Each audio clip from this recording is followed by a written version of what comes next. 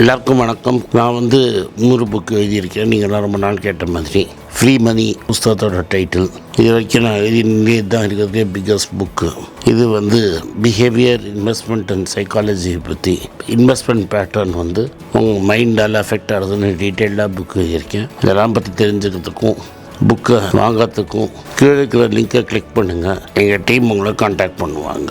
July 26 music academy உங்களை அங்கே சந்திக்கிறேன். நன்றி, வணக்கம். வணக்கம், good morning, happy morning, wonderful morning.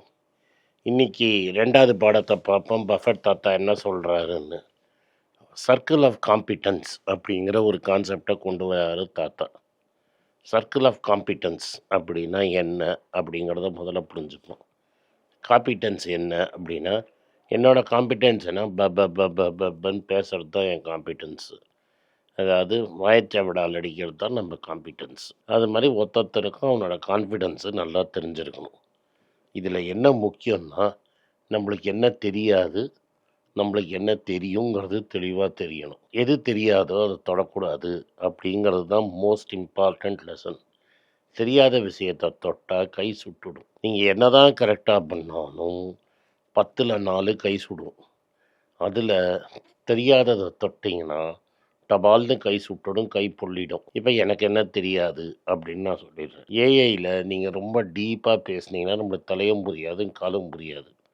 அதனால தான் நம்ம இந்த ஆந்த்ரபி, கிளாடு, ஸ்பேஸ் எக்ஸு இது மாதிரி கம்பெனிலெல்லாம் வைக்கல. நல்ல காலம் ஸ்பேஸ் எக்ஸில் போடல, ஜட்டி கிழிஞ்சிருக்கும். ஏன்னா நம்ம எப்படி லாங் டேர்முக்கு வச்சுருப்போம், ஐபிஓ ப்ரைஸோட கீழே இறங்கிடுச்சு. இது மாதிரி விஷயத்துலலாம் நம்ம போடவே மாட்டோம். அது மாதிரி ஒரு அசட்டில் கேஷ் ஃப்ளோ, கோல்டை தவிர வேறு எந்த அசட்லேயும் கேஷ் ஃப்ளோ இல்லைன்னா செய்ய மாட்டோம். கோல்டு தான் ஒன்லி அசட்டு. வேறு company has to generate cash flow இருந்தால் தான் நம்ம தொடுவோம். இதுதான் நம்மளோட பேஸ் மேட்டர். ரியல் எஸ்டேட்டில் அது பாண்டாக, இப்போ நான் ரியல் எஸ்டேட்டில் 10 லட்ச ரூபா போடுறேன்னா, பாண்டில் 10 லட்ச ரூபா போட்டால் எனக்கு வருஷத்துக்கு 1 லட்ச ரூபாவது வட்டி வாடகைக்கு வருமானு பார்ப்பேன். மாதம் 1 லட்ச ரூபாய்க்கு வட்டி வரலன்னா டெஃபினட்டாக இன்வெஸ்ட் பண்ண மாட்டேன்.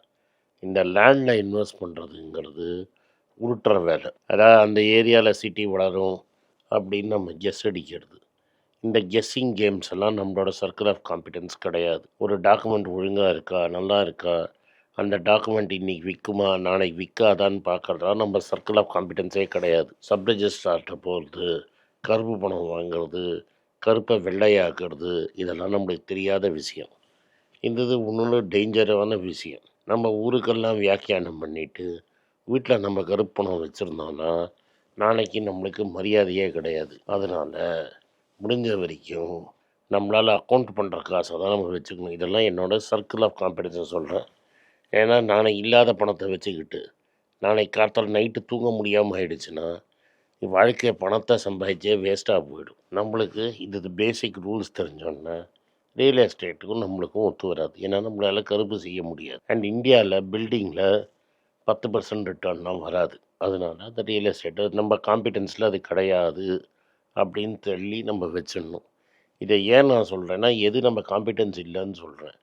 ஏஐ பிஸ்னஸ் நம்மளுக்கு தெரியாது, தள்ளி வச்சிருக்கு. நம்மளுக்கு என்ன தெரியுமோ அதை தான் செய்யணும். பேங்கிங் பிஸ்னஸ் நல்லா தெரியும். என்னது, 10 ரூபா கடன் வாங்கி டெபாசிட்டில் கடன் வாங்கி 12 ரூபாய்க்கு அதை கடன் கொடுத்துட்டு 50 காசு ஒரு ரூபா டெபாசிட்டுக்கு வட்டி கொடுத்துட்டு மீதி 1 ரூபாவில் செலவு 25 பைசா பண்ணிட்டு 75 பைசா பேங்க்கில் பேக்கெட்டில் போட்டுக்கிறது தான் பேங்கிங் பிஸ்னஸ். நான் 10 ரூபாய்க்கு கடன் வாங்குவேன், 12 ரூபாய்க்கு கொடுப்பேன், அதில் 75 பைசா வரைக்கும் இவனுக்கு கொடுத்துருவேன். யாருக்கு, எவன் எனக்கு டெபாசிட் கொடுத்துருக்கான்னு அவனுக்கு கொடுத்துருவேன்.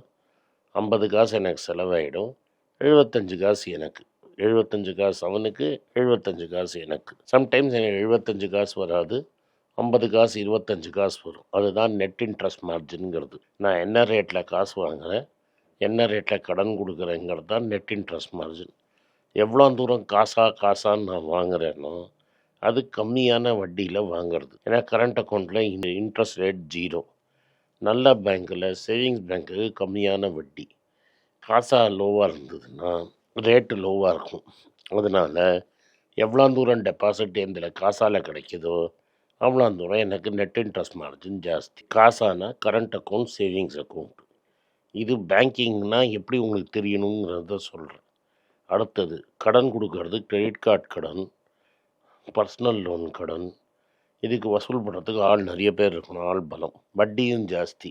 3வது லோனை பத்திரத்தை வாங்கிட்டு கடன் கொடுக்கறது. அது சேஃப் பிஸ்னஸ். ஏன்னா பத்திரத்தை ஆக்ஷனில் விட்டு 100 பத்திரத்தை வாங்கிட்டு 60 கடனை கொடுத்துட்டு 80 தாண்டினோன்னா ஆக்ஷனில் விற்றுட்டு ஓடி போய்டுறது. 150 ப்ராப்பர்ட்டியை 100 வேல்யூ போட்டு 60 கடன் கொடுத்து 80 கட் ஆஃப் பண்ணிவிட்டு 100 விற்றுட்டு 80 அட்ஜஸ்ட் பண்ணிட்டு மீதி அவன்கிட்ட கொடுத்துட்டு நம்ம எஸ்கேப் ஆகிறது தான் பேங்கிங். இதே கிரெடிட் கார்டுனா இவ்வளோ பேர் டிஃபால்ட் ஆவான், 100 கார்டு கொடுத்தா 5 பேர் கடன் கொடுக்க மாட்டான்னு சொல்லி எல்லார்ட்டையுமே 36% வட்டி வாங்கிறது தான் நம்மளோட கிரெடிட் கார்டு. அதனால தான் கிரெடிட் கார்டு யூஸ் பண்ணாதீங்கன்னு சொல்கிறேன். கார் லோன்னா நம்ம கேமராமேன் மாதிரி முடியெல்லாம் வச்சு பயங்கரமாக இருப்பான், அது மாதிரி ஒரு 10 பசங்களை வச்சு ஓட்டுற காரை கூட தூக்கிடுறது தான் கார் லோன், பைக் லோன். இதெல்லாம் இருக்குது. செகண்ட் ஹேண்ட் மார்க்கெட்டில் டப்புன்னு விற்று காசை வசூல் பண்ணிடலாம். அது மாதிரி ரிஸ்க்குக்கு ஏற்ற மாதிரி வட்டி ஏறிட்டே போகும். இதுதான் பேங்கிங் பிஸ்னஸ்ஸு. நம்மளுக்கு தெரிஞ்ச பிஸ்னஸ் லேவாதேவி நம்ம செய்வோம். இப்போ இதே மாதிரி டாட்டா கம்பெனி கார் பண்ணுறான்னா பெரிய கம்பெனி இரும்புலேருந்து மற்ற பாட்டெல்லாம் வாங்கி பல கம்பெனிக்கு பார்ட்னர்ஷிப் வச்சு வேரியஸ் பார்ட்ஸை வாங்கி ஒரு காராக டிசைன் பண்ணி காராக பண்ணி காரை விற்று காசு பண்ணுறோம். இதெல்லாம் கேபிட்டல் இன்டென்சிவ் பிஸ்னஸ். கார் பண்ணுறவனும் நிறைய கடன் வாங்கணும், காரை வாங்குறான் பாருங்க அவனும் கடனில் கார் வாங்கணும். ஸோ இந்த கம்பெனியே கார் கடனும் கொடுக்கும். அதனால தான் டாட்டா கேபிட்டலுங்கிற கம்பெனி அப்படி தான் வந்தது. இது மாதிரி விஷயங்கள்லாம் இருக்குது. ஸோ இதில் பெரிய பெத்த காசு வச்சுருக்கிறவன் தான் கார் பண்ண முடியும். இப்போ ஜேஎஸ்டபிள்யூ மாதிரி புதுசாக நேற்று வந்தவன்லாம் கார் பண்ண முடியாது. ஏன்னா அவன் ஸ்டீல் கம்பெனியில் கடன், இன்ஃப்ராஸ்ட்ரக்சரில் கடன், பெயிண்ட்டு கம்பெனியில் கடன், போர்ட்டு கம்பெனியில் கடன், இப்போ இதுலேயும் கடன் வாங்குகிறான்.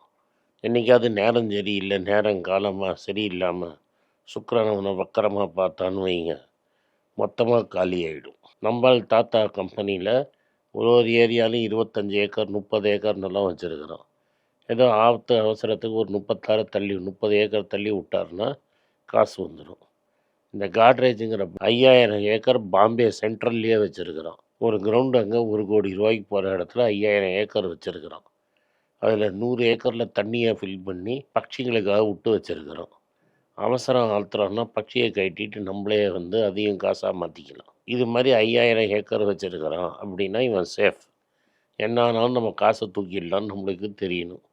இது மாதிரி ரஃபாக கணக்கு போட்டு car company safe, fridge company safe அப்படின்னு கணக்கு பண்ணணும்.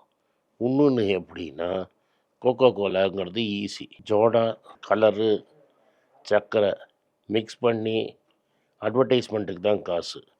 20 ரூபா ஜோடாவில் 2 ரூபா தான் காஸ்ட்டு. இந்த பிஸ்னஸ் நம்மளுக்கு தெரியும். சாக்லேட் பிஸ்னஸ் நம்மளுக்கு தெரியும். துணி வாங்கி விற்கிற பிஸ்னஸ் நம்மளுக்கு தெரியும். இதெல்லாம் நம்ம பண்ணணும். தெரியாத டெக்னாலஜியில் போய் மாட்டிக்கிட்டோன்னா சரக்குன்னு பிடிச்சிப்போம். இது மாதிரி எதெல்லாம் நம்மளுக்கு தெரியும் தெரியாதுங்கிறது கிளியராக இருக்கணும். தெரியாத பிஸ்னஸ் பக்கம் போகக்கூடாது. அதுதான் காம்பிட்டன்ஸ். நம்ம காம்பிட்டன்ஸ் என்ன, எது நம்மளுக்கு தெரியும்னு. அதை சாக்ரட்டிஸ் சொன்ன பண்ண மாதிரி எது நம்மளுக்கு தெரியாதுங்கிறது உங்களுக்கு நல்லா தெரிஞ்சிருக்கணும். இப்போ ஐடிசி நீங்கள்லாம் பிடிக்காது, ஆனால் எனக்கு பிடிக்கும். ஏன்னா இப்போ நான் காரில் இப்போ பேசிட்டு இறங்கி இந்த சைடில் காரில் போனால நம்ம பசங்களே 20 ரூபா கொடுத்து ஊதின்னு இருப்பாங்க. மொத்தத்துலேயும் ஊதரிச்சா நம்மளுக்கு ஒரு அமௌண்ட்டு கிடைக்கும். நிறைய பேர் என்ன சொல்கிறீங்க, இந்த வருத்தப்படுறீங்க, இந்த மாதிரி கேன்சர் கம்பெனியில் காசு போடுறீங்கன்னு.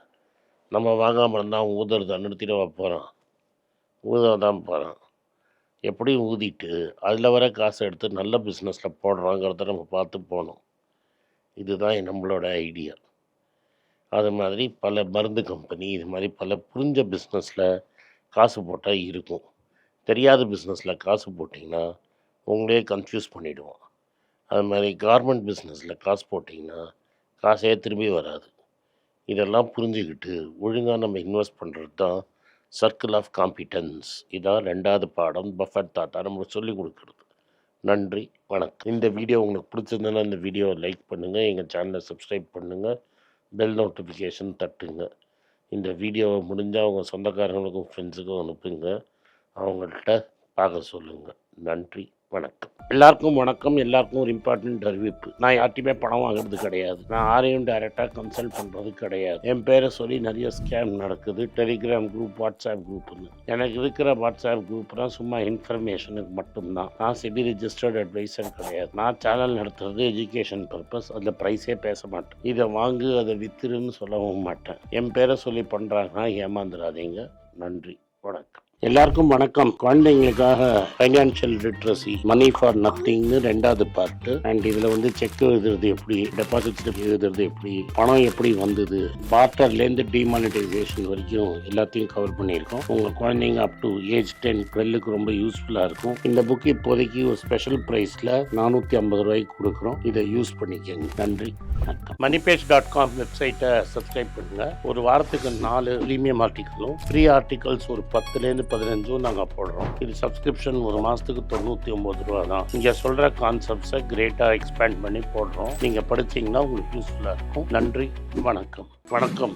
குழந்தைங்களுக்காக ஒரு புஸ்தகம் லான்ச் பண்ணோம். அது ரொம்ப சக்ஸஸ்ஃபுல்லாக இருக்குது. யாருக்கெல்லாம் அந்த புஸ்தகம் போகணுமோ எங்கள் டீமுக்கு கான்டாக்ட் பண்ணுங்கள். கீழே இருக்கிற நம்பர்லேயும் வெப்சைட்லேயும் கான்டாக்ட் பண்ணிங்கன்னா உங்களுக்கு அந்த புஸ்தகத்தை நீங்கள் வாங்கிக்கலாம். மற்ற எங்கள் புஸ்தகமும் அவைலபிள். எங்கள் வெப்சைட் மூலமாகவும் வாங்கலாம். கீழே இருக்கிற வாட்ஸ்அப் நம்பர்லேயும் மெசேஜ் அனுப்பலாம். நன்றி, வணக்கம்.